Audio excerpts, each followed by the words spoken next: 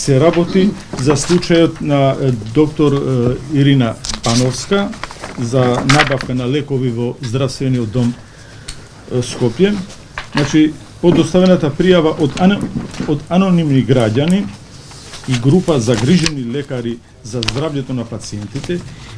како и подопрен глас и објавувањата на некои портали, согласно член 23 став 1 од Законот за спречување на корупција и судирни интереси, Државната комисија за спречување на корупција отвара постапка за утврдување на корупција и судирни интереси за доктор Ирина Пановска Ставридис, назначена за ВД директор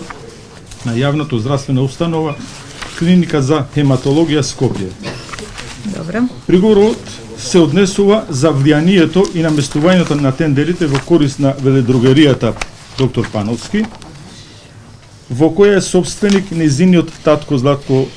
Пановски. Во приговорот исто така се наведуваат и за доста други нерегуларности и измени во систематизацијата заради поставување и унапредување на своји луѓе без водење сметка за нивната стручност, меѓу кои и подписници во незино име за кое се покријат влијанието, со кое сака да се покријат влијанието